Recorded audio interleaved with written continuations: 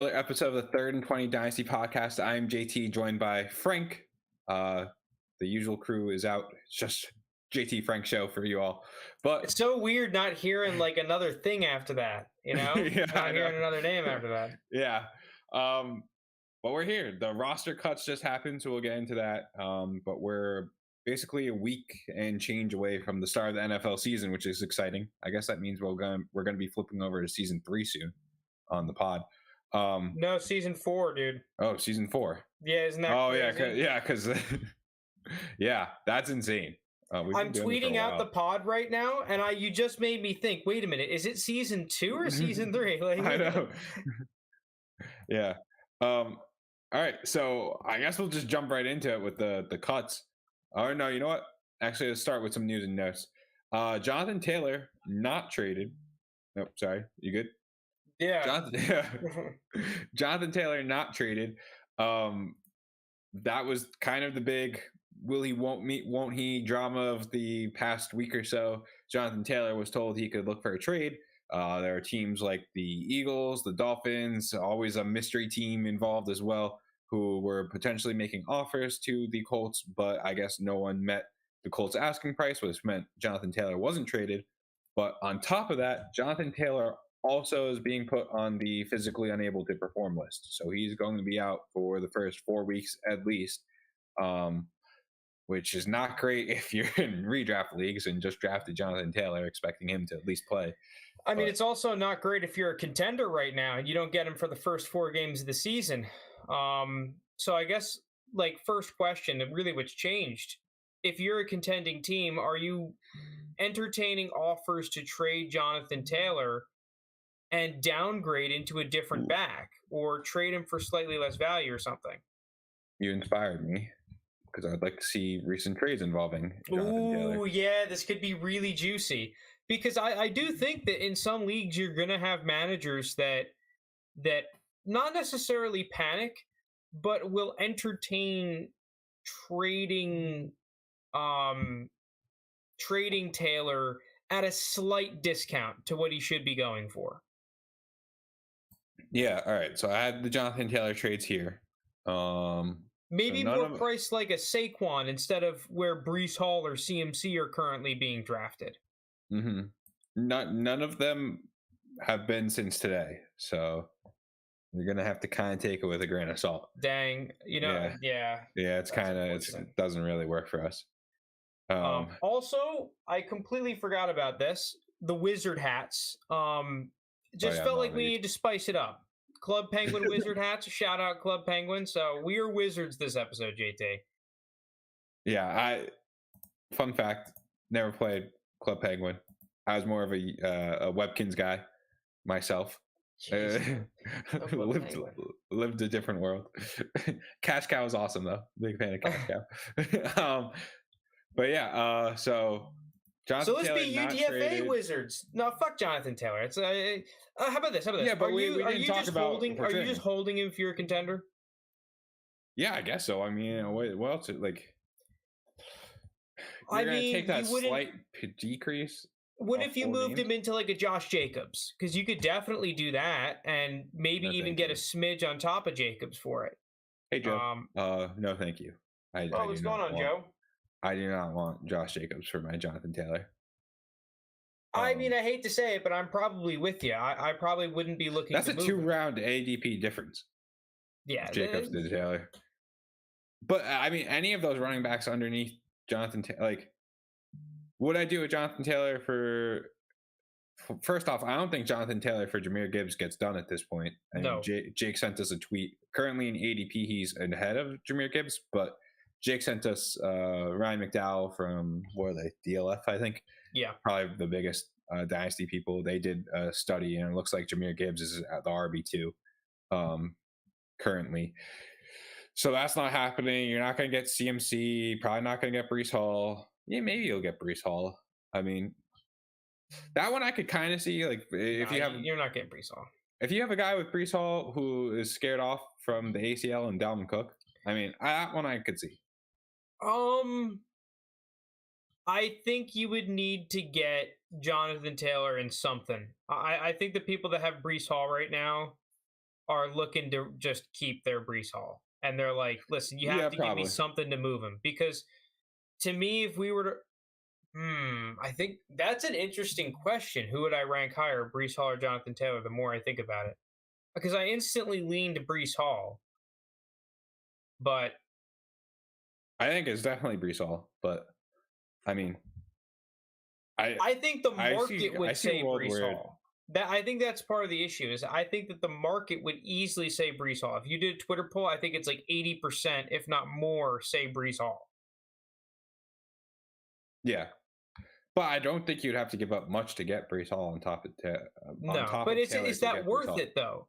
Because if you boil it down to just the talent, I think that you can make a very clear argument that Jonathan Taylor is more talented than Breece Hall. I don't know about that. I mean, it depends. This whole coming back from the ACL injury and everything, I don't know. But Breece Hall was running away with Rookie of the Year. Yeah, don't get me wrong. I like Breece Hall a lot. He's good. But I think that Jonathan Taylor's profile is just a little bit stronger. The only thing that I really hesitate about is Breece Hall and his ability to gain receptions at a level that Jonathan Taylor will never see.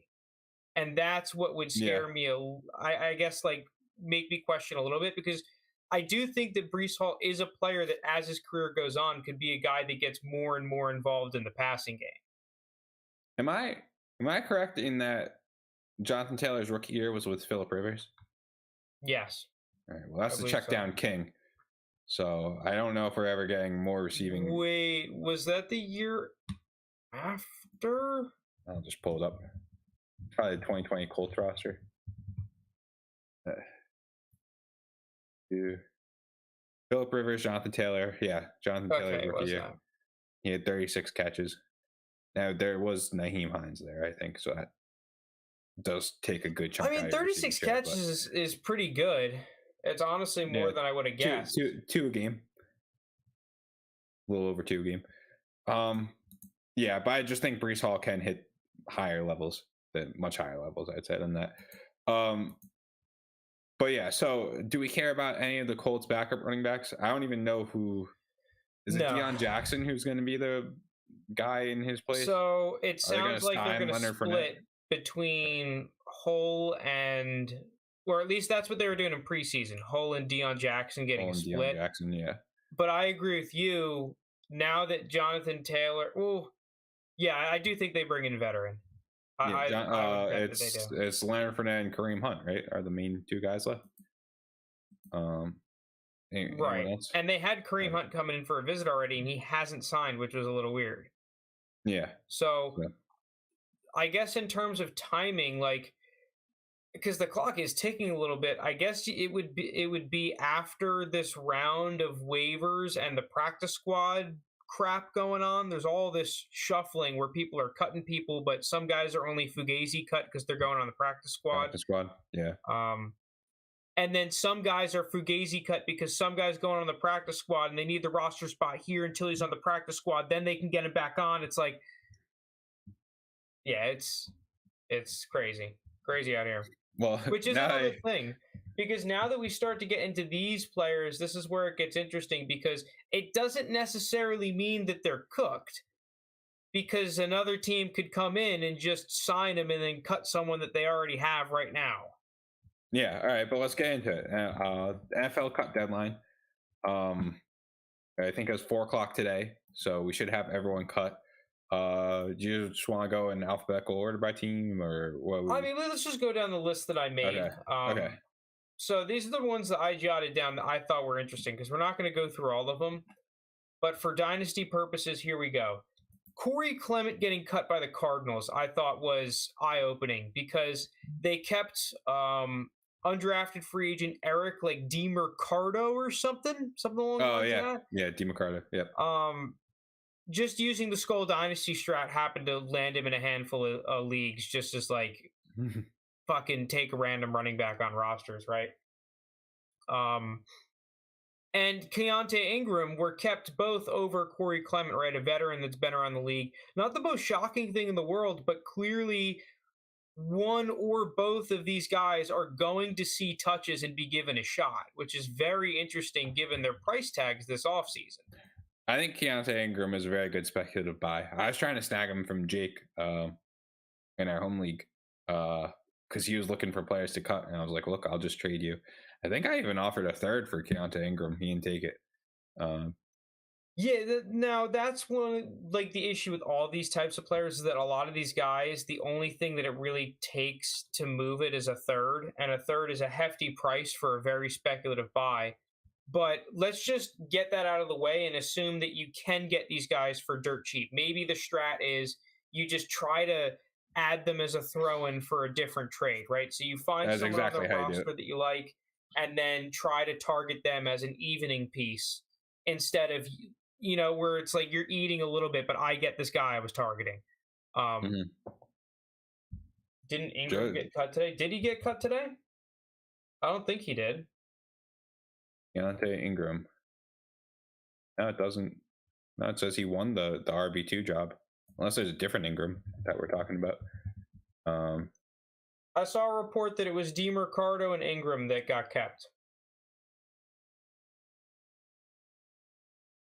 Yeah, everything I'm seeing says that Keontae Ingram is still a Cardinal, and that he won the RB2 job. Maybe Joe's talking about a different Ingram. I don't know. But yeah, I think that Keontae Ingram is an extremely interesting speculative buy, or even potential waiver add in shallower leagues. Or like you said, right, when the season's coming up, now you're forced to cut players. You might be able to still snag a little roster move sort of a deal. But if you invested him at his price tag or drafted him as startup, I mean, he was going like, we did that one segment. He must have been going, 21st round or something?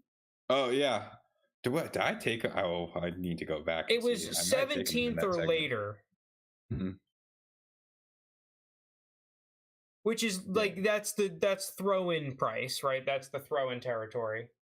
Yeah, a lot of names today. A lot of crap going on, Joe. Yeah. I don't have it on me who I took. But so that was the Cardinals. Now moving on to my team, the Patriots, where first off, Ty Montgomery was cut by the Patriots. That one, Frank, you had a good take on it, where that's probably very good news for Ramondre Stevenson. Yes, because Bill Belichick is not one of these coaches that is going to come in here and advocate for let's just play this guy all the time because he's the best. He is very much like play by play, right? If there's a third down and we think that Ty Montgomery gives us a better shot at like lining up out, motioning out wide and running a route, he will play Ty Montgomery doing that. Mm-hmm. And that's why, I mean, not that he's the only one, but that's why you see some of these like weird running back scenarios of the Patriots, because Bill Belichick does not care. He will play the guy he just thinks gives him the best chance on that play. And the fact of the matter is, now you look at the depth chart, Ramondre Stevenson is easily the best pass catching back on this team. So in my eyes, now they don't have JJ Taylor, right? He's not around. He just got cut too. Yeah, he just got cut too. Yeah, so it's like, to me, they are now saying, okay, like last year, you are going to get a sizable portion of our target share. We just got rid of all these running backs that we had tried to replace these James White and these Shane Vereen type players. The Patriots have always had these guys. And now on that roster, it is Ramondre Stevenson. So if there's still panic from the Zeke move, Ramondre Stevenson could be a pretty attractive buy for the first time all offseason. Like, my take in that being that he was just so expensive, right? You have to pay a Saquon type of price to get him if you're not in a startup. No one's going to give him up at market value before the Zeke move. Yeah, he was in the fifth round beginning of the fifth round for startup ADP. But even that, he was one of the only running backs at that time where I felt like it was good value to draft, right? Because that's the same round as Najee and Javonte. And I think the more you go on, the more you think like, okay, I can see like Ramondre is the best blend of upside and I've proven it compared to Javonte and Najee. Like he's like at least a tier, if not more, higher than those players. Even though I like Najee and Javonte, they just have an inherent risk about them of Najee like really declining last year and Javonte never fucking doing it yet. Yeah. So I agree with that take. And then the other thing that happened though with the Patriots is Bailey Zappi cut along with Malik Cunningham, who, if I were to guess, I'd say Malik Cunningham comes back on the Patriots practice squad. That's just my assumption. Bailey Zappi getting cut is a surprise. I will say that. I do kind of understand where the Patriots are coming from, though, where it's like, if Mac Jones is our guy, like, let's just make him our guy, get rid of any distractions, right? I wouldn't be surprised if they bring in someone else like Colt McCoy just got cut yesterday. Maybe someone like that. Just another random journeyman backup to have on the season, because I don't think you're going to rely on Malik Cunningham being your number 2 QB going into the year.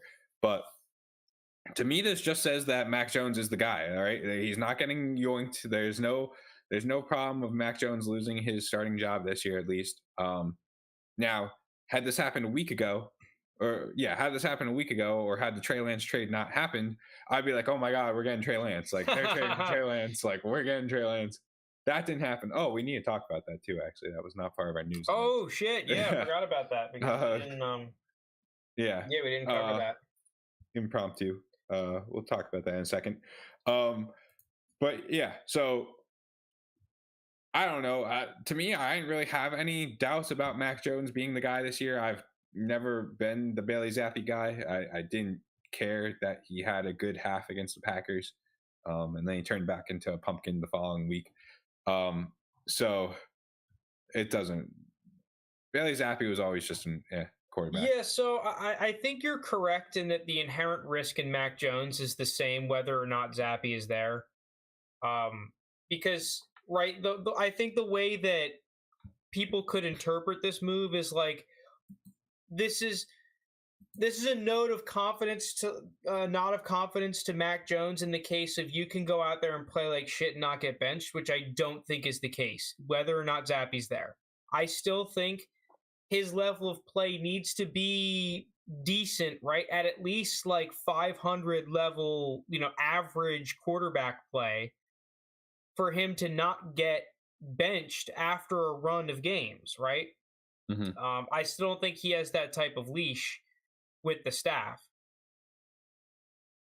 Now, I believe in his talent. I don't think he's going to play that poorly. I don't think that he's like last year. I don't think that he was the real problem of the offense. Now, he wasn't out there like carrying or anything. Yeah. But like there was a lot of problems with the offense. It wasn't just like a Mac Jones, we have a better quarterback, all of a sudden all of our problems are solved. That's though where I think he's only going to go as far as his weapons take him and the scheme takes him. And to me, the weapons and scheme just still aren't there yet. So, I mean, look, I think he'll have a good quarterback 2 season, like a mid to late quarterback 2. It's nice to have him on your roster as like your 3rd quarterback, I think. I don't know if I really want him as my 2nd quarterback if I'm like a competitive team. But I don't know. Like, let me look at his price. I think he's like actually kind of fine to just go trade for, though. I agree. We traded for him in our orphan league. And one of the things I will say is that the bar for Mac Jones is not the bar it is for the other quarterbacks. You're not buying Mac Jones to come out here and be a QB1. But if he goes out there and finishes QB 15 or 16 on the season, puts up 3,700, 3,800 yards and has a decent touchdown to interception ratio, his price is going to go back into the first round, or at least in that Mixon paradox where Derek Carr kind of enters after good seasons. The price tag for Mac Jones is cheap. I'm looking at Mac Jones for Cortland Sutton straight up, Mac Jones for Gabe Davis straight up. These are super flex, by the way. I'm looking right now. Yeah, so he's like a mid-second. Yeah, he literally traded for a second multiple times. Hendon Hooker in a second for Mac in a different one. And then you do have like 2025 firsts occasionally thrown in there that were traded for Mac Jones straight. But for the most part, it looks like he is firmly in that second round rookie draft ranking. Which I think is I do think it's a good move. I think if you pay a mid-second, or you have to do, even like if you're a contender second, a contender third, I think is a decent deal. I think you start to lose some of the edge on the trade in that case, but still it's a move that I think is fine, especially if you need a quarterback that you can play like a QB3, because then I think it's a good investment. QB3 probably has a much higher chance of being able to be moved into a first than that late second and late third will. Yeah. Lastly, for the Patriots, this one was, let me just make sure too. This one was in doubt for a little bit, I would say. Boutte did end up making the cut. And yeah, so LSU wide receiver did as well. Yeah, they both did. Kayshon Boutte was arguably number one receiver 2 or 3 years ago this draft class, maybe 2 years ago, right? And those initial reports were terrible, and he makes the 53. I mean, JT, you're more of a Boutte guy. Do you think that I don't think he's going to come out there immediately and do anything. I don't think he's going to see the field that much off rip. But as we think is going to happen, this Patriots receiving core is fucking awful. And then you're gonna you're gonna give them snaps and targets at some point. It might not be a lot, but they're gonna have a chance, right? They're gonna be like, okay, Kendrick Bourne, sit one play, right? Like, you go out here. Do you think either of these guys good investments? Are you excited about it? I know you were used to be a Boutte guy, at least. Like, still a chance? I mean, much less of a chance these past few months than what we're seeing. I will say this is probably the best case scenario for them, because, I mean, when you look at this team, we're talking ahead of them are Juju, Devontae Parker, and Kendrick Bourne, I'd say, is like the starting three, and then Tyquan Thornton's in the mix. I think Tyquan Thornton, I mean, you were with me on draft day. We did the draft stream. I thought that was a terrible pick at the time. He's kind of just a gadget guy. I'm not really concerned about him per se. So, look, they're going to get their run. Do they do anything with it? I don't know, but the Patriots do have a very good track record of just having those late round wide receivers / undrafted wide receivers come out and do good things for this team. And with what's in front of them, I mean, give them as much run as you want, because realistically, how much better can Kendrick Bourne be than either of these guys? Not a whole lot, right? Kendrick Bourne's not starting for most of the other NFL teams. I think you're doing Kendrick Bourne a little dirty. Look, he's like, he gets into a wide receiver 3 spot for half He's the the perfect barometer, though. He's the perfect barometer of are you fantasy relevant or not? Are you a potential over 750-yard guy or not? Because that's, to me, what Kendrick Bourne is. He's like a dude who's only going to give you like a Mac Hollins kind of year, maybe a little bit more. Like on a good year, on a good offense, he'll put up 800 yards. But yeah, you're right. He's not a consistent option for you, but he's still a decent receiver. He's not a bad player. He's just not fantasy relevant. So I think he's like the perfect barometer. If you're better than Kendrick Bourne, then you definitely have potential.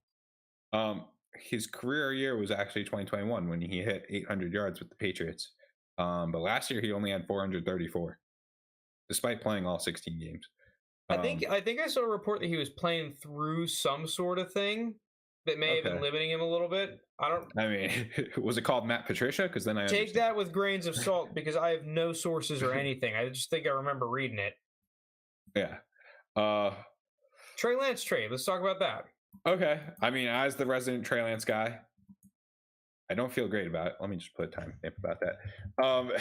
Look, I saw the writing on the wall that Trey Lance wasn't going to get traded to a place that we would want him to get traded to, because it logically didn't make sense for a team with a question mark at quarterback to just wait the entire training camp, then trade for him, and then be like, go out there and compete, right? Like that just wasn't going to happen. So after the first week of training camp, it's toast. And I mean, it was clear that Trey Lance wasn't going to be a starting quarterback for the 49ers. Brock Purdy just had the job. He was healthier than we all thought he was going to be. He walked in training camp, had the job. So now, one, I guess that's very good news for Brock Purdy, because now you have a starting quarterback in the Kyle Shanahan offense. All he's got to do is be the game manager. Do I think he's going to be a good long-term play? No, but for this year, that's pretty good, because I think he was like scoring 18 plus fantasy points per game during his stretch. So if he could get anywhere around that, that is very good for what you invested in him. But back to Trey, going to Dallas, being behind Dak Prescott, it's not great, because first, I don't think the Cowboys can really get out of Dak Prescott until 2025. And truthfully, I don't know why they would, because I mean, he's been good for the Cowboys. Like, I think anyone who's saying he's not good for the Cowboys just is a Cowboy hater. I think what we're looking at with Trey Lance is, and this is why I would have liked him to go to like the Chargers or the Chiefs, like right where he's like with Kellen Moore and learning with Kellen Moore, or where he's with Andy Reid and learning there. This is just going to be a developmental year for Trey Lance. Dude, you don't think going to Mike McCarthy isn't great for development? I mean, dude, he's one of the pioneers of the West Coast. I think it's okay. In the modern game. I think it's okay, right? But just from pure optics, right? Your Trey Lance stocks are kind of just your Trey Lance stocks. Point. Yes, this is like the worst outcome. Yeah. You can't spin it currently. Where if he did go to the Chiefs, that's an easy spin, right? It's like, oh, he's with Andy Reid. He's just gonna learn. Spin. Yeah. You're just you can make that. You could turn that, twist it, and turn it however you want. Like if he goes to the Vikings, great. Oh, they're gonna get out from Kirk Cousins. He's got a bad deal. They're gonna give Trey Lance his shot. Plus, their backup quarterbacks have been trash anyway. So, like, if Kirk Cousins gets hurt, like that would have been a meme. That would have been such a meme if he went to the Vikings. Well, that was Viking fans wanted him. That was kind of the rumor for a while that he was going to go to the Vikings. That never happened. So with the Cowboys, it's kind of just sit and wait. I mean, you're just going to have to stash the guy on your roster for a year. I'm not trading him for whatever. It's kind of the same thing that happened with Sky Moore this offseason. Maybe I should take advantage and just trade him. But when Lounis was hitting that panic button halfway through the season, 3/4 of the way through the season, it's the same thing. It's like, like I recognize that this is a very bad situation for Sky Moore, now talking about Trey Lance, but it's going to get better. There is going to be a bright spot and a window where if you truthfully are out, you're going to be able to trade. So right now's not the time. Now's not the time to trade him. If you want to buy him, I wouldn't be opposed. I should pull up what recent trades have happened with Trey Lance. Let's see if we could get any recent ones. Because, I mean, anything, like if it's a third, sure. I mean, I'll trade a third for, you're not getting a quarterback that exciting in the third round of a rookie draft. Let's see. Recent Trey Lance trades. Lance in a third for Will Levis. I think I'd rather Lance. We don't even know if Will Levis is the second quarterback on the Titans. Trey Lance for a third, exactly what I'm looking for. Trey Lance in a fourth for a second. I think that's a little high. When did Trey Lance get traded? Do we know what day it was? No. It's at least more than 3 days ago. Okay, well this was only 2 days ago. I mean, it's looking like, as I'm going through these trades, like he's either a late second or an early third. And I think at that price, it's just worth the price of admission, because you still have that electric guy who can run the ball. And he would be the biggest bust in the NFL if he never got any more starts at quarterback. He's going to get more starts at quarterback. It's just how the position works with the draft capital and everything. There's going to be other opportunities for Trey Lance.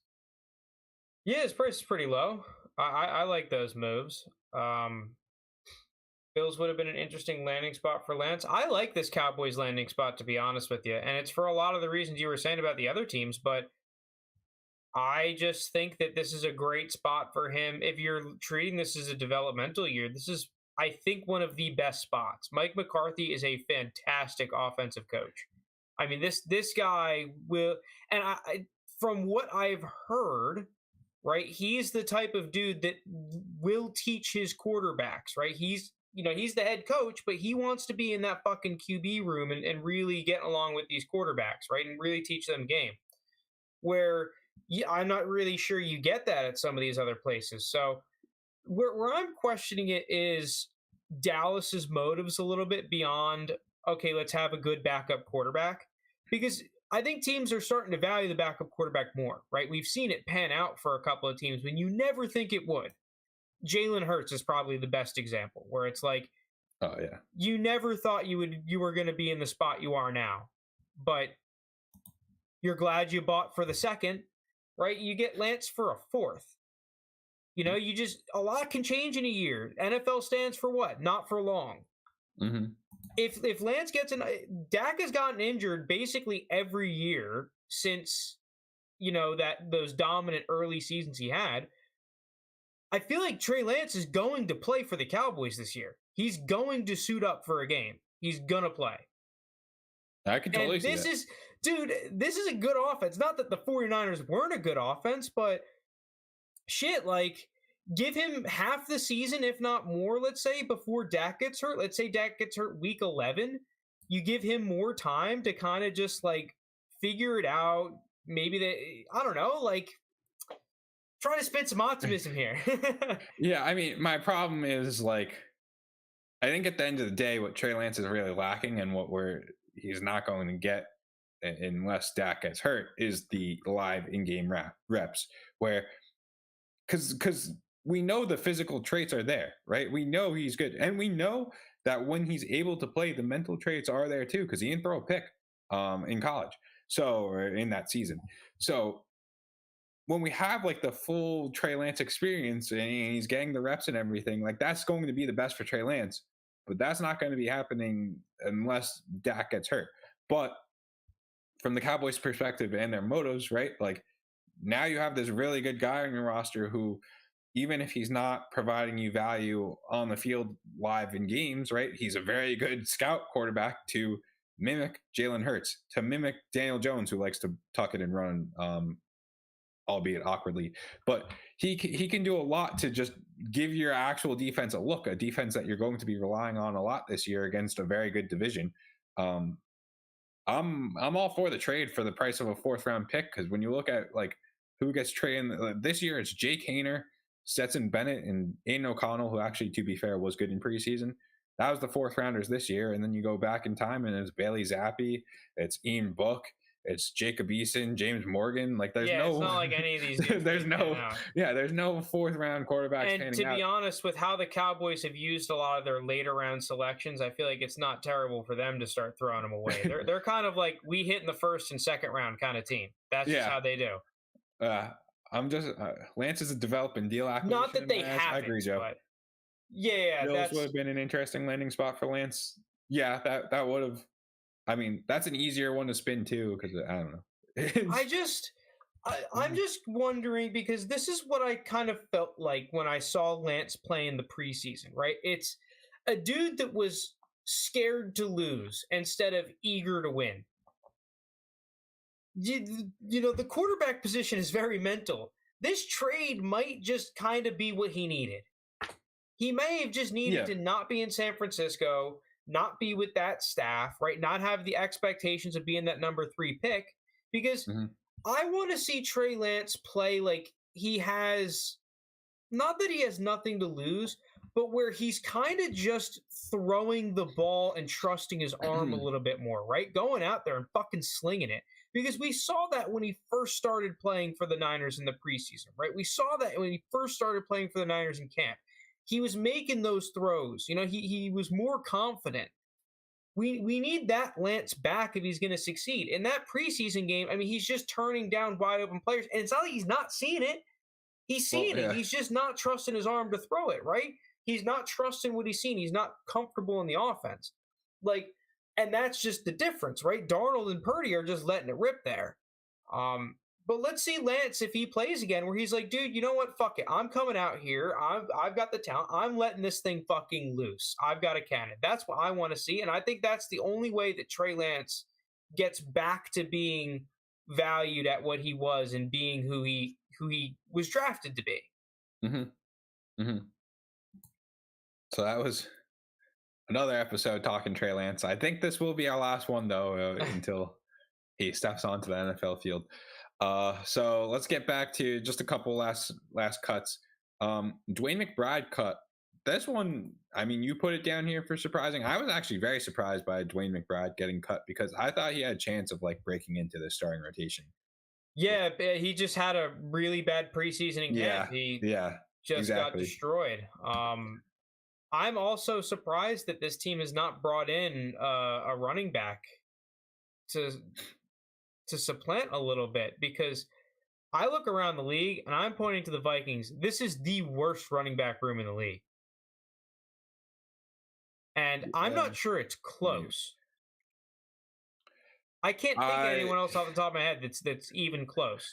I'm struggling because, like, while the Dolphins and the Bears don't have like a big name guy either, similar to like Alexander Madison not being a big name guy, I think they just have a lot of depth. Who are you picking? Yeah, I'm going to take the Bears and Dolphins. I'm taking the Bears and Dolphins running back room. And like, did you even have to think about it? No, not really. Not really. Like, yeah, the Bears and Dolphins might not be that much better, but shit, I'd still pick them, and I don't really have to think about it. Like the Bucs one is interesting because I'm not that big on Rachaad White. I do really like Sean Tucker. And that's what goes to show you about how bad this Vikings running back is. I don't like. I think the Bucs. I'd still take him over Madison. I think the Bucs. The Rams are intriguing depending on what kind of Cam Akers you get, especially behind that offensive line. Yeah, the thing is that running game might just really suck because I would think I'd still take Akers, but that offensive line in LA I think is going to be really atrocious. Oh, and I mean, to be fair, the Colts without Jonathan Taylor is just disgusting. Yeah, but I'm counting Jonathan Taylor as being on the roster. Okay. Yeah, all right. So yeah, that is one of the worst, and it is surprising that they haven't brought a running back in. They haven't even visited, right? Like we haven't had Kareem Hunt, Leonard Fournette, any of those guys visit. Yeah, they don't care. All right. I mean, they are like known to be like the analytical team, right? So like, makes sense. Listen, I think that Keenan Nwangwu is good, but he's not the guy getting reps. It seems like it's the two dudes I didn't like in Madison and Ty Chandler. Yeah. So it looks like no Ty Chandler. I didn't really, but he did flash some potential. At least maybe he's honed that in. He's developed a little bit because he had some really good plays at UNC. It's just complete lack of consistency. Mm-hmm. Similar to like a Pierre Strong, right? Pierre Strong he has his great plays and his great plays are amazing, but then he has a huge stretch of he's completely dog shit. I was never big a lot why he's traded. Yeah, I was never big on Pierre Strong, and we didn't really have the chance to talk about him because it was traded before we do the breakdown. I don't think he really is going to mean that much for the Browns either, to be fair. I just don't think he's touching the field. Yeah, so last thing that's interesting before we get into just UDFAs to make rosters, Kansas City Chiefs keeping 7 receivers. I mean, we think that like, oh, what if they only keep 5? Now they keep 7. That's crazy. Yeah, I mean... At some point, I think they're going to have to cut bait with a few of them just to make room for other positions of need when injuries happen. But, I mean, you have injuries already there with Kadarius Toney being hurt. And I think they're kind of just at the point of, well, we don't, similar to the Patriots, how they have like 6 wide receivers there as well.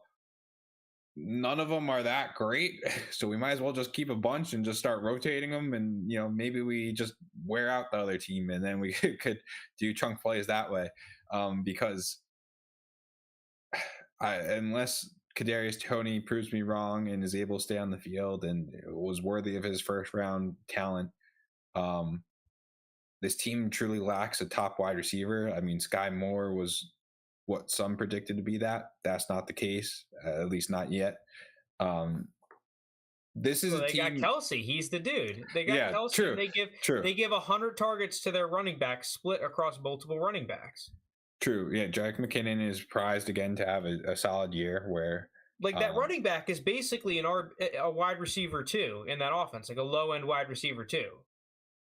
Combined that running back spot, right? They gave him like 110 targets last year. That's what George Pickens is getting. Like I don't even know if George Pickens is getting that many. Oh, that's what I'm like projecting him to get this year. Okay. Maybe he gets like 120, right? But that kind of player to me. Yeah, they did. I'm looking at the targets right now. They threw it to the running back position. Yeah, basically 110 times. Yeah, this is one of these, like, I don't know if any of these Chiefs wide receivers are going to get 100 targets this year. No, it's scary. I think Sky Moore probably has the best chance. Looking off of how they've been getting reps, Tony's a wild card, but I think that as of right now, the one receiver, there's two receivers I think that there's just a clear plan for the Chiefs from, and it's Sky Moore and Marquez Valdes-Scantling. Those are the two dudes that I can pretty, at least in my mind, project as to what the plan is going to be with them. Tony and these other dudes is if they're available, cool, we'll try it out. Tony, Justin Ross, this guy, that guy, right? Fuck it. Maybe we need a spark somewhere. MVS did have 81 targets last year. Now I'm wondering if he gets more targets this year though, because they have way worse, not way worse, but just different receivers than last year, right? You don't have a Juju now. You don't have who are some of the other guys that they don't have this year now? Is it Mecole Hardman? Mecole Hardman's another one. I'm just wondering because of the rapport that MVS has, if he's a dude that gets another target per game, and then all of a sudden that might make him a flex relevant player. I just think his position is too gadgety for him to his role in that offense is too gadgety for him to be worthy of that flex role. That's the hilarious thing. That's how it is for every single receiving option not named Kelsey right now. That's the thing, is that they're other than Sky Moore, because I think Sky Moore is going to be a guy that's, a primary option on any RPOs they run, a dude that, he's going to be used on those crossers, but be kind of one of the intermediate to underneath kind of guys. And he's a dude that might just soak up a decent amount of targets because he's in that role, right? Especially if teams are focusing a lot of their resources on Kelsey in those areas of the field. But yeah, everyone's just a gadget guy. Because you have Richie James too. He's a wild card. He's a good player, Richie James. He's not bad. He's probably going to see playing time. Does he eat into everyone's roles? It's just a cluster. Justin Watson. Another guy, Justin Ross, too. I mean, he's a complete wild card because if you get freshman season Clemson, Justin Ross, that he could be the number one wide receiver. But if you get any unhealthy Justin Ross as of late, he's gonna barely be on the field. Yeah, they don't have Dwayne Bowe. That would have been a really interesting connection. Mahomes to Dwayne Bowe. There was that year where Alex Smith just didn't throw a passing touchdown to his wide receivers. Yeah, remember those days, the Chiefs? They were that team, and now look at them. Yeah, very different times. I'm pulling up Dwayne Bowe's stats right now. Yeah, he was roughly, in his first few years in Kansas City, he was 100. He was 140 plus target guy in Kansas City at first. Dude, he was a stud. In 2010, he had 33 targets, 15 touchdowns. Insane. Hold on, I'm bringing up the screen for this UDFA thing. Okay, good call, because I have it pulled up here. I feel like there's only a few that I would want to touch on, but yeah, we don't have to touch on all these guys. I figured I'd bring up the list though. Get out of here. Okay. Shout out the Phantom Zone on Dynasty FF subreddit for this post. Appreciate it. Putting together. So this is a list of UDFAs that have made the initial 53-man roster. I'll go through the list right now, and then we can talk about the guys that we find most interesting. So Okay. we have Malik Heath, wide receiver for the Packers. Elijah Dotson, a running back for the Chargers. Tyson Bagent, quarterback for the Bears. Sean Tucker, running back for the Bucks. Raheem Jarrett, wide receiver for the Bucks. Jaleel McLaughlin, running back for the Broncos. Jason Brownlee, wide receiver for the Jets. Elijah Cooks, a wide receiver for the Jaguars. Skipping over Justin Ross. Kyrus Jackson, a wide receiver on the Titans. Did not know he exists. He's the only one on this list that I have not heard of. Emmanuel Wilson, running back on the Packers. Keaton Mitchell, running back on the Ravens. Jake Bobo, wide receiver on the Seahawks. Xavier Gibson, wide receiver on the Jets. Irv Charles, wide receiver on the Jets. Amari DiMercado, running back, on the Cardinals. Mitchell Tinsley, wide receiver on the Commanders. He put the Commies, which I find hilarious. Curtis Hodges, a tight end on the Commies. Hunter Lepke is a fullback, and then Chris Brooks, running back of the Dolphins. Interesting names on here. I think easily the most interesting is probably Sean Tucker, because out of all these dudes, he's the only guy I think that's really seen significant time with the ones. He also fits that mold of he fell due to medical, not because he was a bad prospect.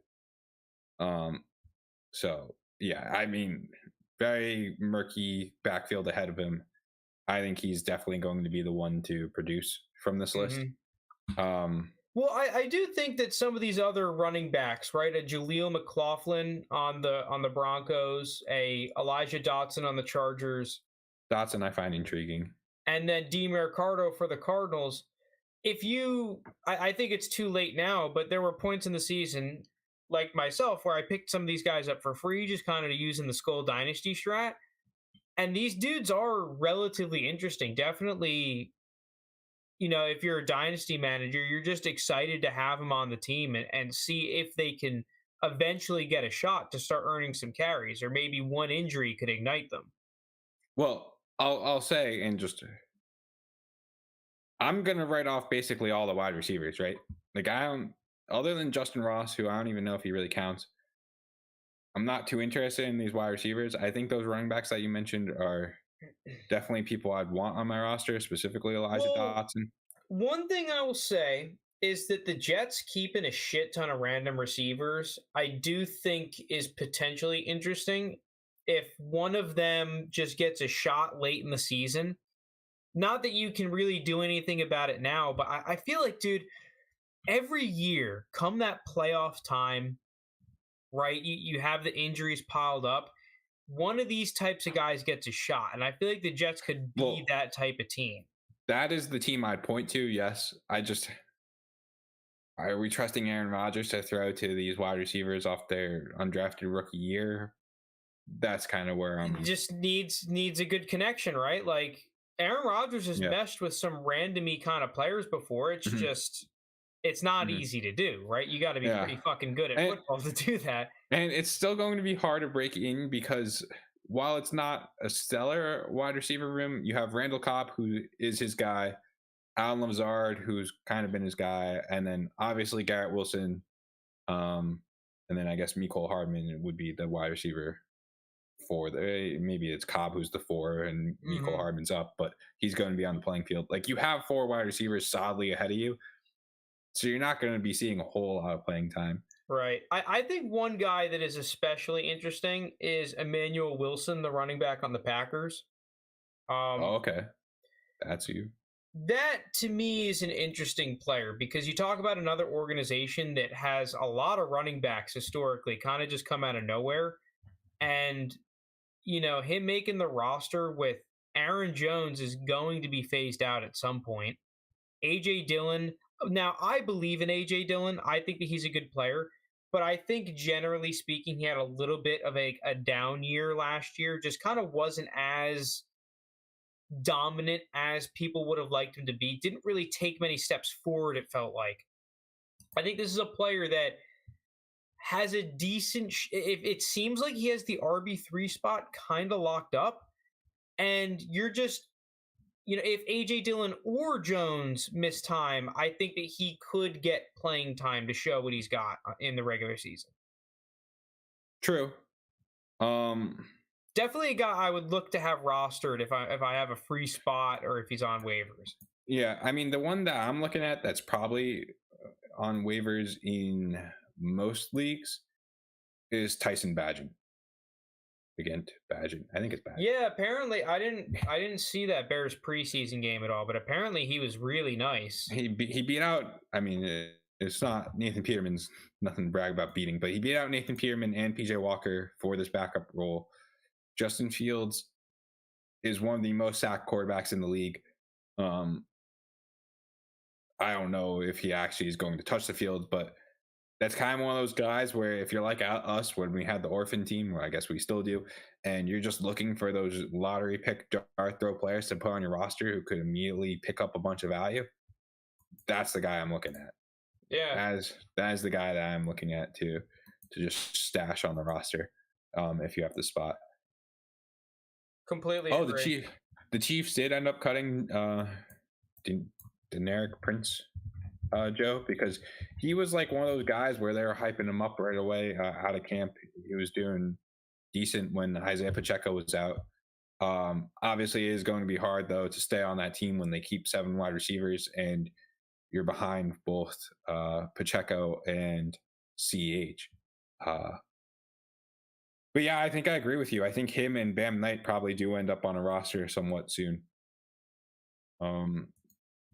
That's all I had to say about the undrafted free agents. Unless there's anything else you want to add. No, I just put in a waiver claim for Tyson Bagent.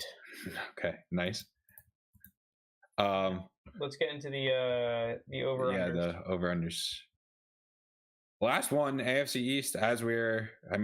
Next week will be. Is this last year? Season 1 preview. I don't know. Okay, sweet. I've got last year pulled up, I think. Yeah, you get to see my nice. Oh, wow. A lot of us had a U on Zach Wilson. Yikes. Even I had a U on Zach Wilson. And I was a Zach Wilson hater. I feel pretty good about the overrated on the. And Josh Allen, we all had that O on. I forgot there was a time when Josh Allen was quarterback 1. That was always crazy to me. Now, I'm pretty shocked that we all had an underrated on Tua, but I feel like that was a pretty decent call because he went from QB 19. Now, his quarterback ranking may not have gone up a ton, but his startup value at least went up a round and a half because I remember picking him up in the 4th round, whereas now I see his ADP is, let me switch over to Bulletproof. I mean, he moved from quarterback 19 to quarterback 11. Oh, shit, yeah. He's only at 310, though. That's a little bit later than I would have expected. Mac Jones, you guys all had the O, so good call for you. I was the schmuck with the U. Yeah, it's not your fault. It's Patricia. I guess James Cook, we all put overrated, but his price got up a little bit. We all put an overrated on Ramondre. Man, at RB 36. That's hilarious. Ouch. Yeah, that's really rough. I'll have the underrated on Breece Hall. I think you're going to have to scroll down for the YouTube people. Oh, yes. Oh, sorry. Let's see. Dawson Knox, we all had overrated on, which is pretty good. He actually had carried some pretty good value at that point. But then we all put the underrated on Mike Gesicki and Hunter Henry. Not all of us. Yankees. Oh, yeah. You had the over. Was that you? Nice, yeah. Dude. Good call on the Mike Gesicki. Fraud. And what's funny, too, is I traded Mike Gesicki last year in like all my leagues, yet I put an underrated on him. I guess I'm not practicing when I preach. Am I a fraud? Gabriel Davis, all an O on. I mean, I guess his price has kind of gone back up, but he had a shitty year last year. I don't think it's gone up at all. I think he's low right now. Okay, wide receiver 48. I guess it was a redraft where I was looking where he is low. Dude, wait, this is hilarious. Everyone had an underrated on Tyquan Thornton except for me, but I feel like I'm the one dude who's liked Tyquan Thornton the past year at all in the pod. Like, yeah, look, I want to give away what's about to happen in our breakdown for this year, but he's getting a big fat O from me, and he's gone down. And everyone except for you, we had underrated on all the Jets. Scroll down. Okay, let's get into the new stuff. Okay. Oh, whoops. Here we go. Josh Allen's a tough one because I don't think he should be quarterback 1, but I think he should be the 2nd overall drafted player. I guess I'm just gonna put an O, but that's fine.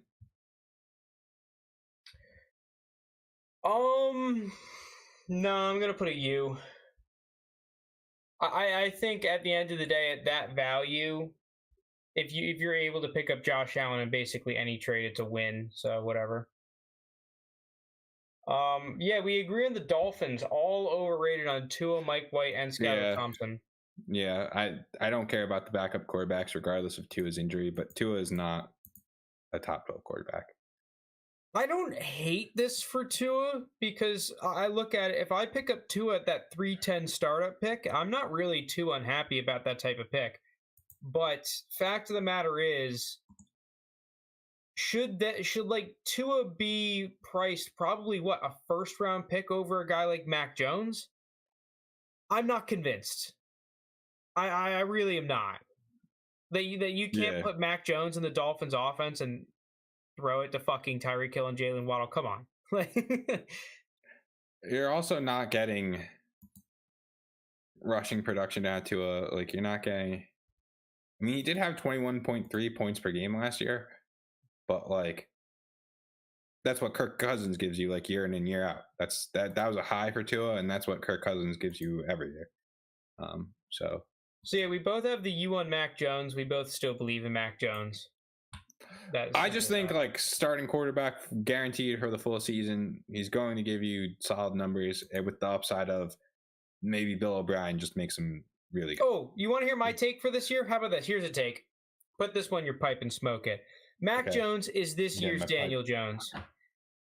You get the new offensive coordinator that runs a non-complete dog shit offense. Lack of talent around him, but he comes out here. Mac Jones can put up a QB 14 kind of season. If he plays really well, he has to play phenomenally well, but he could. So yeah, I'm saying Mac Jones is the this year Daniel Jones. The thing about Daniel Jones, I just think he's wildly overrated right now for not really doing I don't, other than the Giants making the playoffs and winning a playoff game, which good for Daniel Jones and the Giants. It's not like he was great fantasy wise, yet he's QB 16. I don't think he's wildly overpriced or anything. I just don't really want to invest in him at that price when I would much rather invest in what I believe are the truly elite quarterbacks for much more. And then if I wanted a quarterback in that tier, I think I would go for one that I feel has more value upside. Maybe a Kenny Pickett, right? And now maybe it's too late because the hype has gotten crazy, but I feel there was points over the course of Kenny Pickett's career where you could have gotten Kenny Pickett for a very late first type of price, and he could easily be a guy that you sell for a mid-first at some point over the season if the Steelers come out and play really well.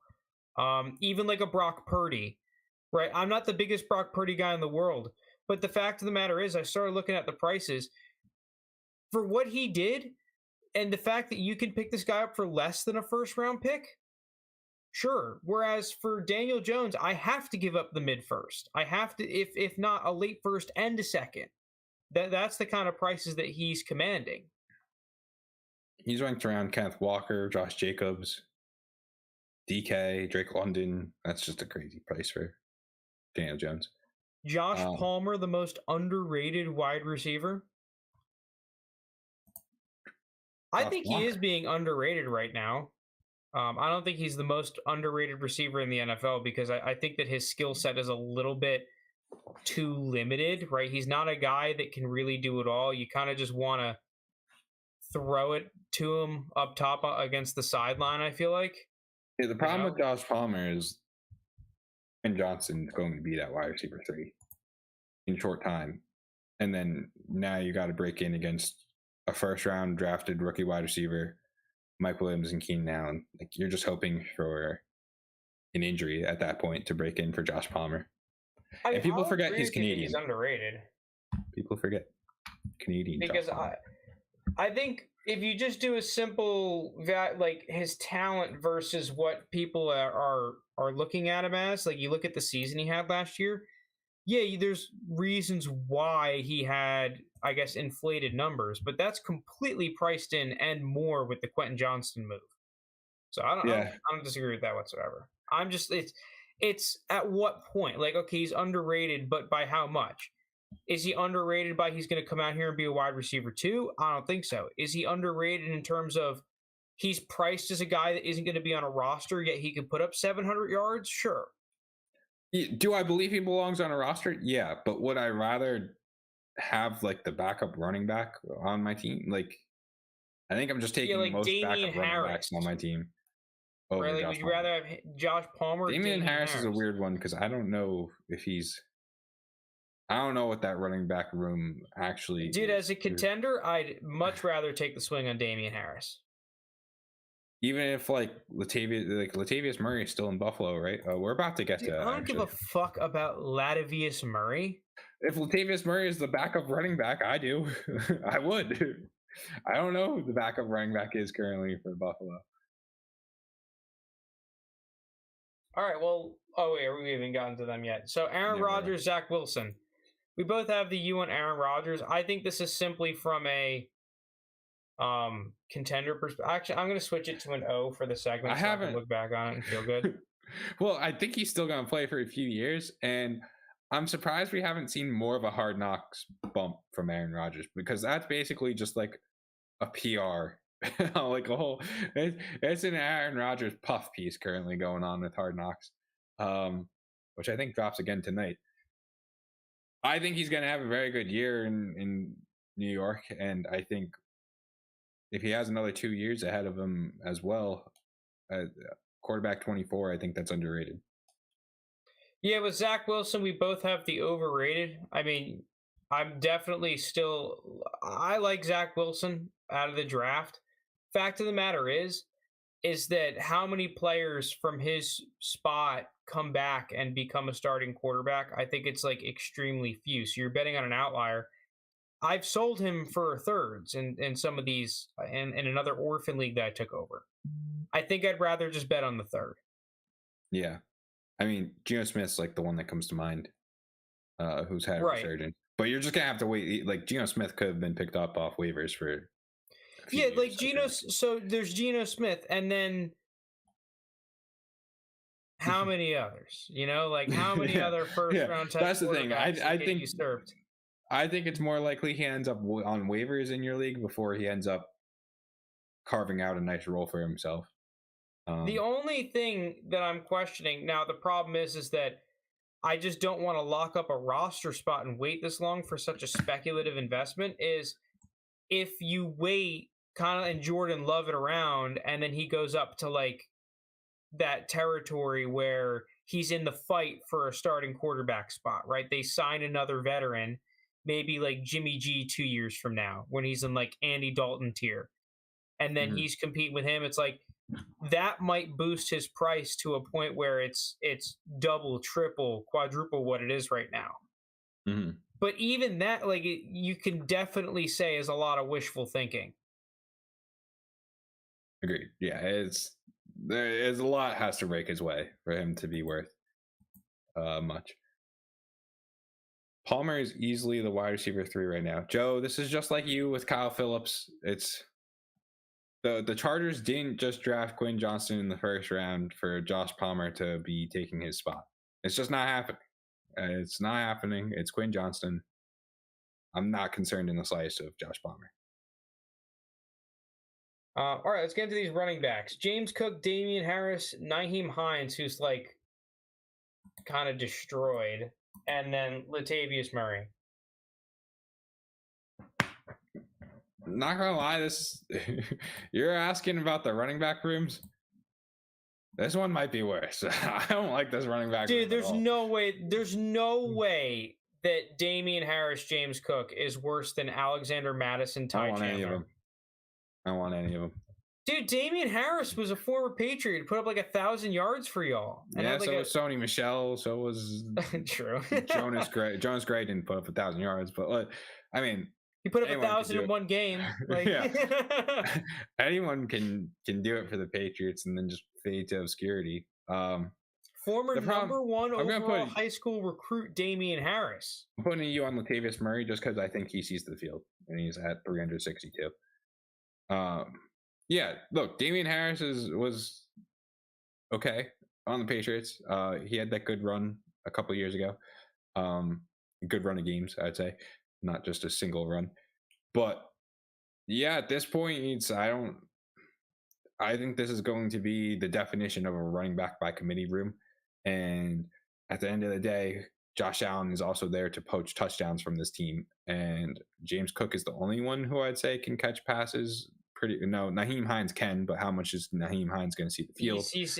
He's completely he's out for the true. Oh, yeah. No, I don't want anybody. I think James Cook is probably going to come out here and have a good season, but I don't think he's really that great of a running back, so I'm going to put an O. Like it's probably just take lock for my pre-draft evaluation of him, but I haven't really seen anything to move it, so fuck it.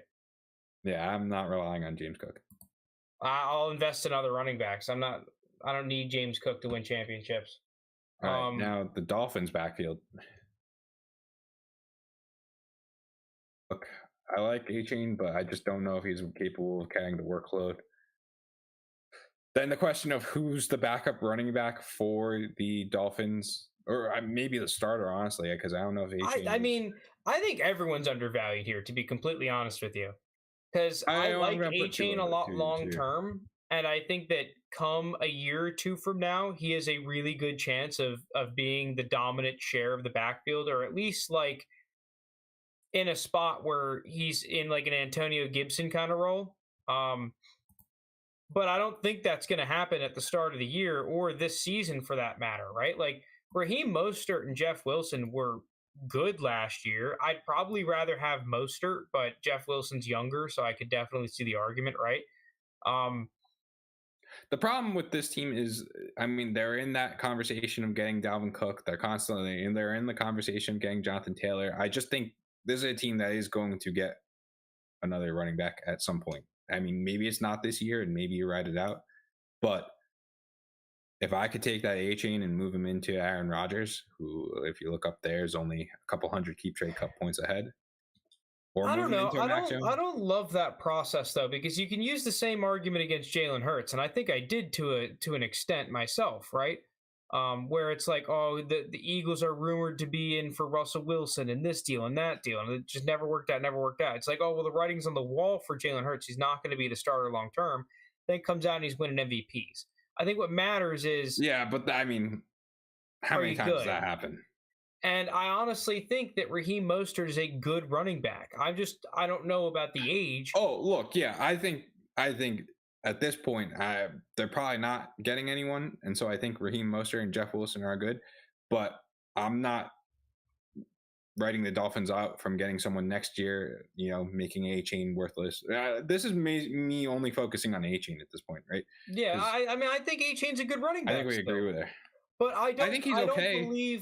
I don't believe he's going to come out year one and tear it up. Well, that's the problem, because I think at this point he's kind of priced like he's going to do pretty good. Look at him compared to, if you look down a little bit, Dalvin Cook. Like, he's compared, obviously age is a big factor, but with running backs and that being kind of you only having like a 5-year window, if you're already not doing much in your first year and you're getting threatened by other running backs supplanting you, I'd just rather move it into a much safer asset like these quarterbacks who are... dude, Dalvin Cook is so underpriced there. A late second for Dalvin okay, Cook. well, I will do that as a contender all day.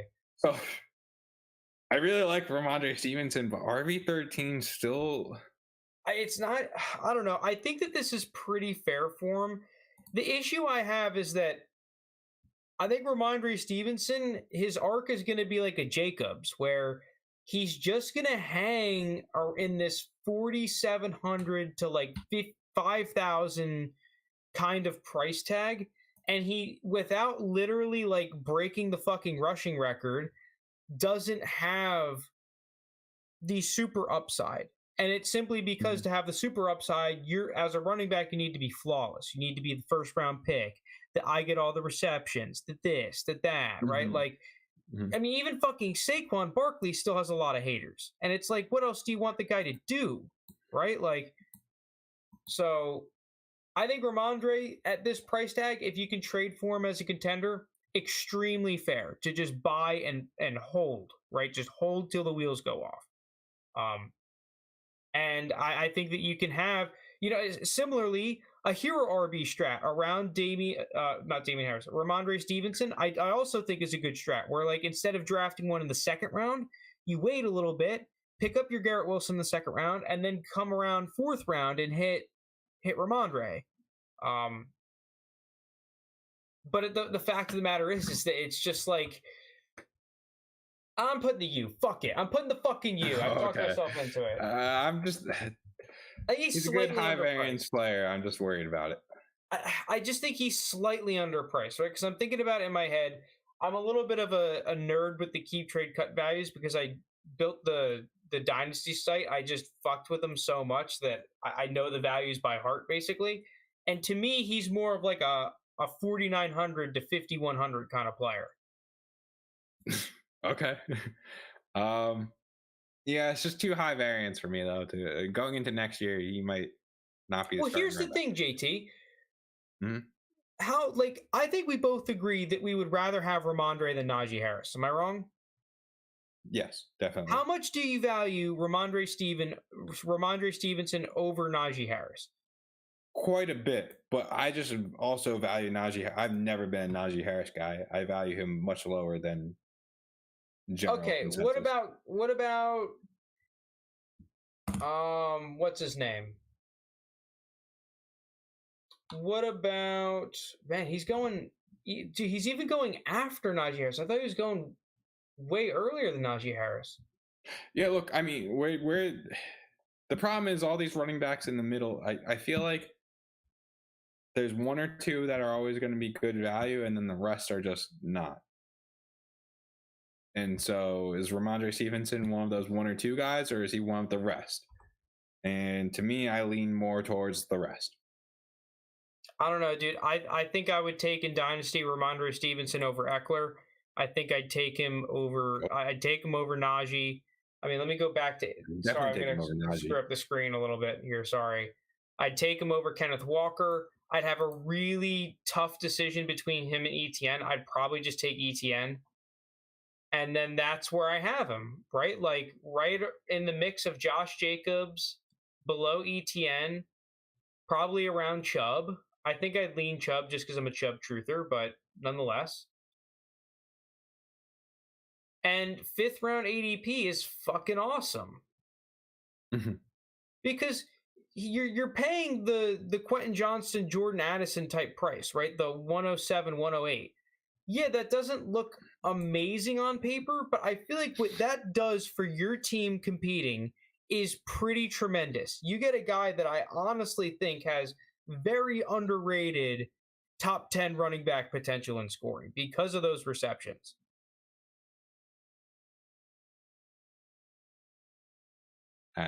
Yeah. Look, I don't think it's a terrible price. I'm just more likely going to say overrated than underrated. Because I think it's going to be hard for him to push any higher. Although you are saying he's in that 49 to 5,100 realm. Yeah, well, that's why I kind of brought up the Jacobs. It's like he comes out there, puts up 2,000 yards, and goes up a smidge. Yeah. yeah. And to be fair, I don't think this Patriots offense is doing that. We're not like, that.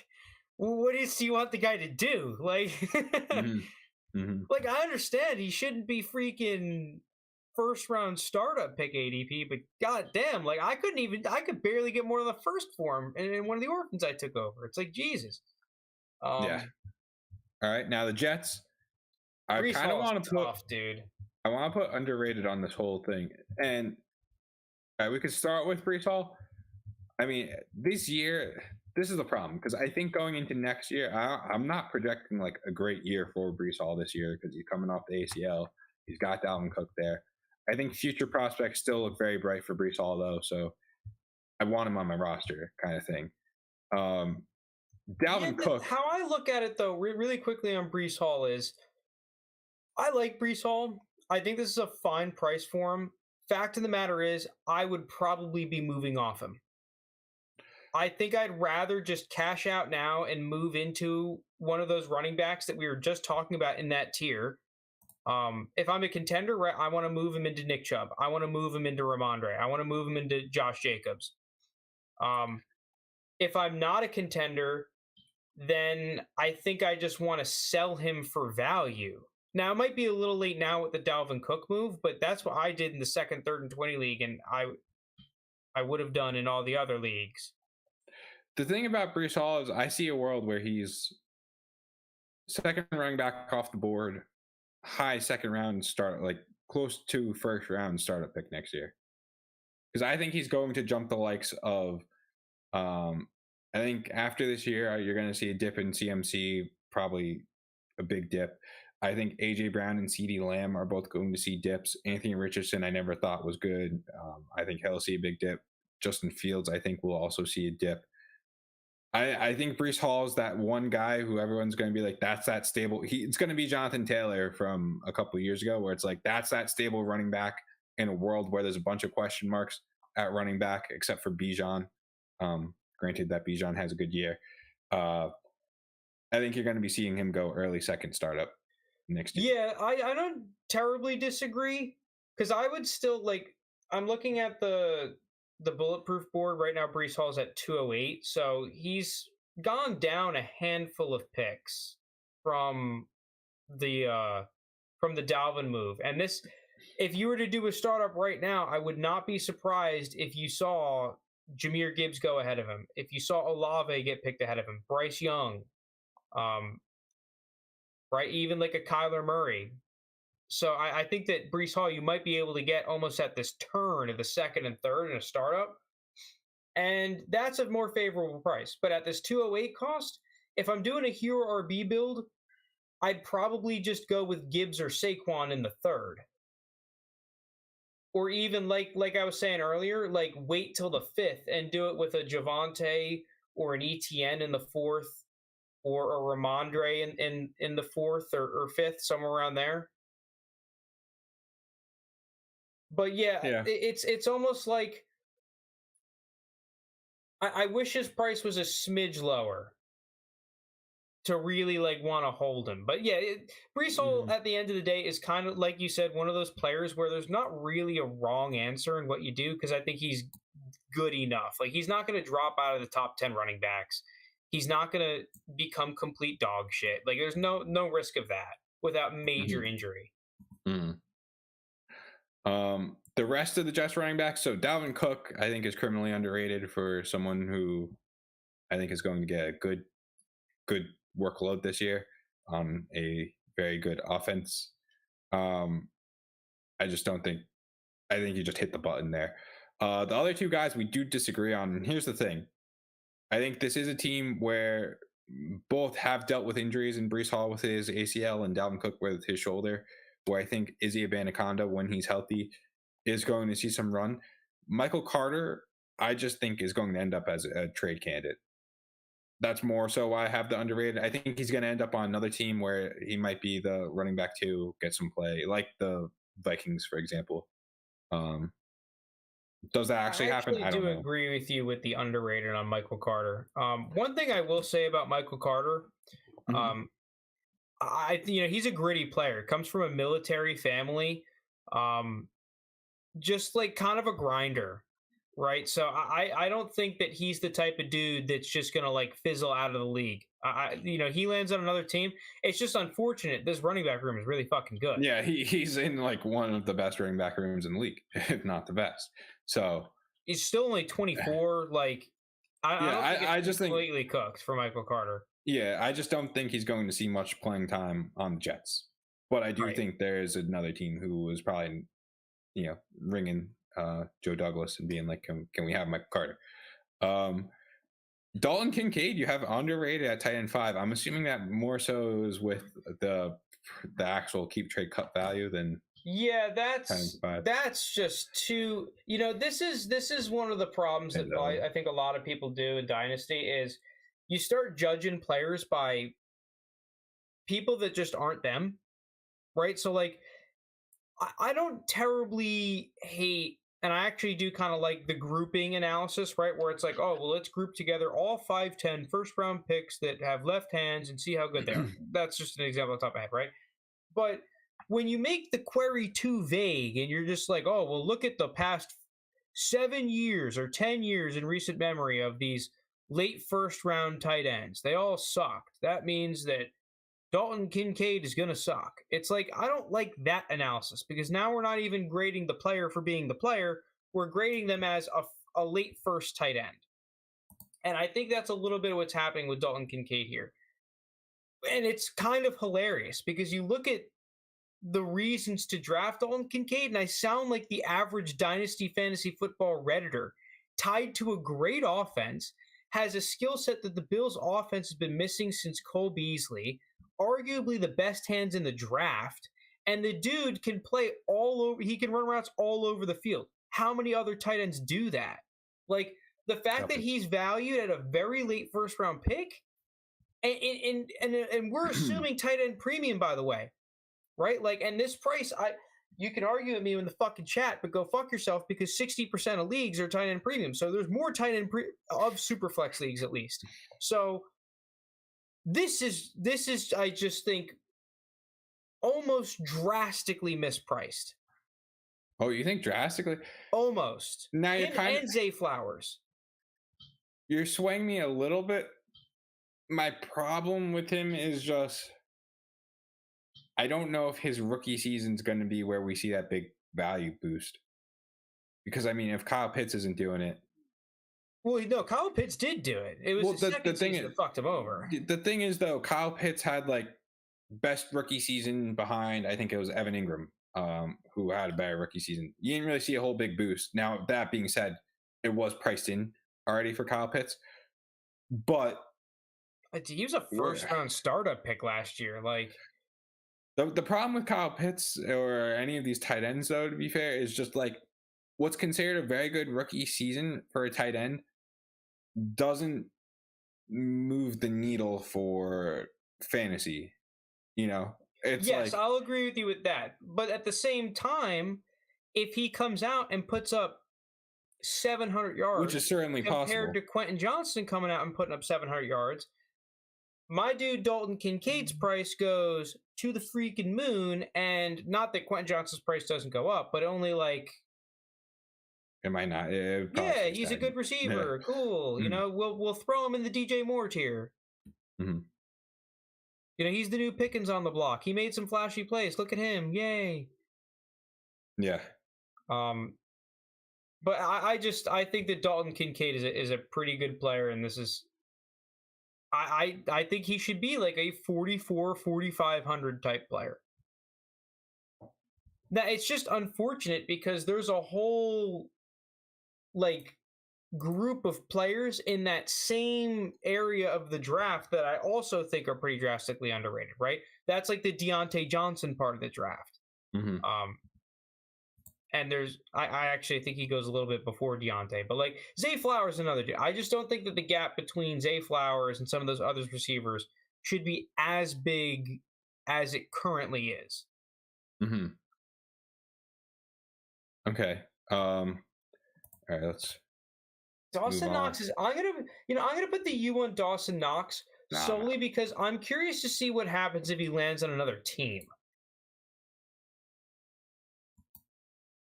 Sure. I'm just out though. I mean, how many situations are going to be better than the Bills? True. Right. Like, yeah, if he couldn't do it in that offense, it's where the hell is he going to do it? It's funny that I'm going to agree with you with Durham Smythe being the only tight end on the Dolphins, but that still being overrated. I mean, you can't play him. It doesn't matter. You just can't play him. Yeah. This Patriots wide tight end room, though, that room is interesting because I think both these guys are going to be on the field, and I think at least one of them is going to have a decently productive season. Yeah, I'll put them both as underrated, but at the same time, your upside's a waste lord, so it's not really that amazing. Yeah. And like, fact of the matter is that I think that they might just have a similar production number to what Tyler Conklin puts up this year, and Tyler Conklin's cheaper. But at the same time, it's like, oh, I went from 1,200 to 900. Oh, it's like, oh, look, what? Like in this entire in the entire AFC East, I think the only one that's going to end up mattering is Dalton Kincaid. I went from having to pay a third to probably still having to pay a third. Yeah. I don't have much to add on the Jets tight ends. I don't either. It's just not really an attractive spot. I also think that the Jets are going to be a team that may have to block some of those tight ends to make up for their offensive line issues. Yeah. Yeah, you're probably right. Stephon Diggs. Is he ranked higher than Cooper Kupp? Because I don't know on Keep Trade Cut. I want to put an O, but at the same time, it's like, look, it's really like he's so good. He can still be the wide receiver 1 overall. Like, there's a chance for Diggs as a wide receiver 1 overall. So at that point, I'm going to say underrated. The rest of the guys I think are trash. You for Trent Sherfield. I just think that if Diggs gets out of if he gets injured, the main beneficiary, other than the big targets, would be like Trent Sherfield fills in the Diggs role, I think, and then could be fantasy relevant. He might like turn into a really high value waiver pickup mid-season and could be a flex play. I think Trent Sherfield has a very good argument to be rostered. Okay. Cedric Wilson's an interesting one because he's priced nothing. And I think I'm throwing the U next to Tyreek Hill simply because, man, you get a guy that's just gonna. I still think he puts up just game-breaking numbers for the receiver position, and not that now I don't think he's the most underpriced guy because I can get Stephon Diggs, who we just talked about, for cheaper, and I can get Cooper Kupp for even cheaper. But at the end of the day, wide receiver 1 numbers be wide receiver 1 numbers. Who wins? Guys that have good point scores. Yeah. But like, his value is going to go down next year. Everyone knows that. Yeah, for all the reasons, most of the reasons that you said, that's why I'm out on him. At that price. See, I would be more out on, from a value standpoint, Jalen Waddle. Not because I think Jalen Waddle is a bad player, but Jalen Waddle is priced as wide receiver 6, and he's like the only top 10 wide receiver that doesn't really command the targets of a top 10 wide receiver. And that does scare me a little bit. Yeah, he has the talent. Yeah, he's a good player. But all the receivers up here are talented. Yeah, that's the problem. He needs to be the game-breaking kind of wide receiver, and he's a very good wide receiver. It's right, like if he keeps picking up 120 targets, he needs to be an AJ Brown. And even AJ Brown just went to a spot where now he's the dominant A receiver, right? So at wide receiver 6 price, yeah, you bet your ass I'm just going to tear down. Okay, now going to the Patriots. Yeah, this Patriots receiver room. I'm looking at Juju Smith-Schuster, and I'm like, wow, wide receiver 59 for the top wide receiver on the Patriots, and I'm still putting an O. Yeah, I think I'm putting an O. Because, look, he had Patrick Mahomes last year. Like, are we going to see a better Juju this year? I doubt it. I don't know. Kayshawn's a weird one to me. Oh, yeah, he's tough because I'm out on these guys. 1,400 is like a contender third. And I think I would accept a third if I got offered it for Kayshawn. Yeah. What's Justin Ross? Because I think if I could move Kayshawn into Justin Ross, He's got to be around that maybe a smidge higher, maybe like a mid. If we're talking about those two guys, I think I just move my Keyshawn's into Ross's and gamble that way. Look, but I mean, maybe so, I think I might just bet on Demario Douglas over Kayshon Boutte simply because I think Demario Douglas is higher in the pecking order currently. But at the same time, though, like Kayshon Boutte compared to a lot of these other guys is at least like exciting. Yeah, I mean, no one at that price has the potential that Kayshon has.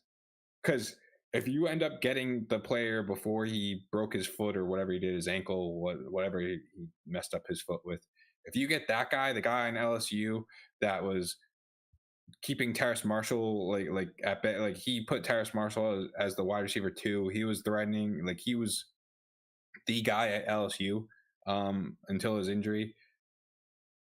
That's a guy that has like we're talking about him going in the first round in the NFL draft. We're talking about a guy who is in the top 12 wide receiver conversation, but between injuries, off the field issues, question marks about his work ethic, I think is what I'd say there.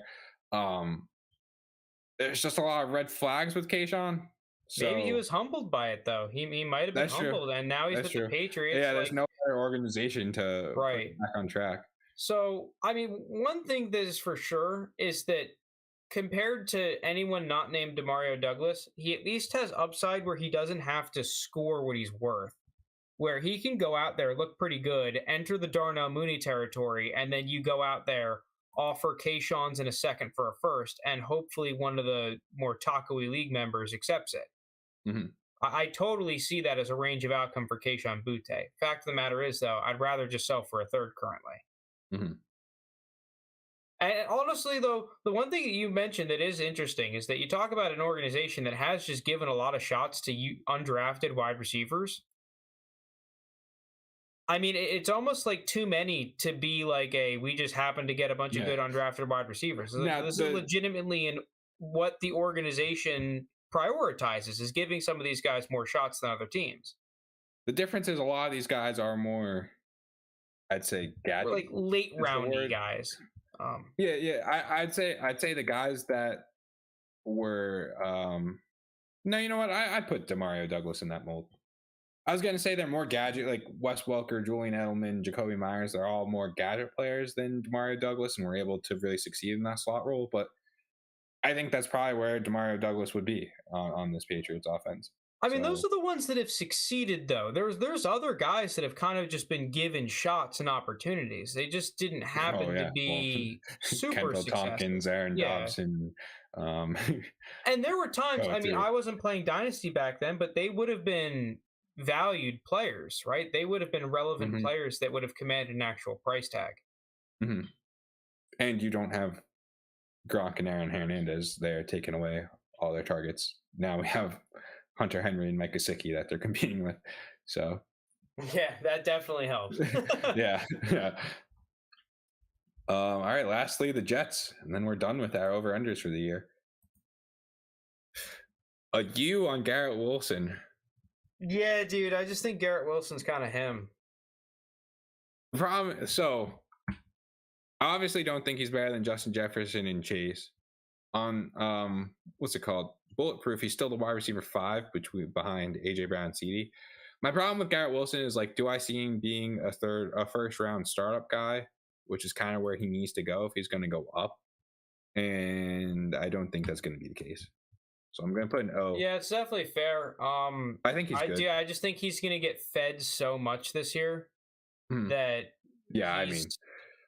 he's just going to be like it's almost like an Amon-Ra situation where even if you deny the talent, like, dude, that dude's going to get a shit ton of targets. You know, for him to fail, he basically has to get injured or just suck, and he fooled all of us. Well, no, I don't think he's going to fail, to be fair. I just don't. Yeah, no, I agree that you could think he's overrated, right? Like, he's a guy you want to tear down from. Totally see that. But I think he's him. Look, he had 25% target share last year. I only see that going up this year. Does he get to that coveted 30%? I don't know, that does put him in that like top tier, like elite. I see Garrett Wilson as a player that can break that like 1,300-yard mark, and that to me is what you're looking for in a receiver, where it's like, dude, you get a guy that can get over, I guess more like that 1,250 mark, because to me that's what really, that number separates the dudes from they're pretty goods, right? Like the guys that, and partly to do that, you have to be in the right situation. I think that's where situation does play an impact, right? Where you get a guy connected to the right quarterback in the right offense, the right amount of targets.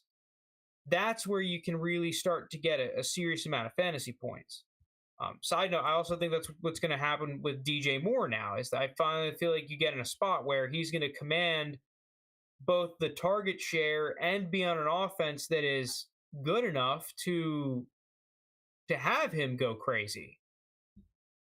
A lot of speculation there, though, on the Bears. What do A.J. Brown, Jamar Chase, Justin Jefferson, CeeDee Lamb, do you know what they all have in common? What? They're all between 29.3 and 30% target share.